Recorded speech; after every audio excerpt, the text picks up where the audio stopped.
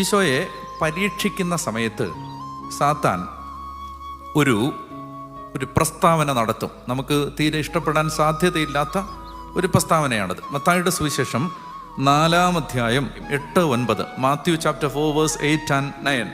വീണ്ടും പിശാച് വളരെ ഉയർന്ന ഒരു മലയിലേക്ക് അവനെ കൂട്ടിക്കൊണ്ടുപോയി ലോകത്തിലെ എല്ലാ രാജ്യങ്ങളും അവയുടെ മഹത്വവും അവനെ കാണിച്ചുകൊണ്ട് അവനോട് പറഞ്ഞു, നീ സാഷ്ടാംഗം പ്രണമിച്ച് എന്നെ ആരാധിച്ചാൽ ഇവയെല്ലാം നിനക്ക് ഞാൻ തരാം. ഇത് തന്നെ ഏർപ്പാടാ. ഈ ഭൂമി സൃഷ്ടിച്ച പ്രപഞ്ചത്തിൻ്റെ വിധാതാവിനോട്, ക്രിയേറ്റർ ഗോഡിനോട് ക്രീച്ചർ പറയാണ്, നീ എന്നെ ആരാധിച്ചാൽ നീ സൃഷ്ടിച്ചതെല്ലാം ഞാൻ നിനക്ക് തരാമെന്ന്. മനസ്സിലായല്ലോ? ഇത് നമുക്ക് അസ്വസ്ഥത ഉണ്ടാക്കുന്ന ഒരു സ്റ്റേറ്റ്മെൻ്റാണ്. കാരണം ഇത് ഈശോയോടാണ് ഈ പറയുന്നത്. ഈ പ്രപഞ്ച സൃഷ്ടാവായ ദൈവം, അവനിലൂടെയാണ് എല്ലാം സൃഷ്ടിക്കപ്പെട്ടത്. അവനെ കൂടാതെ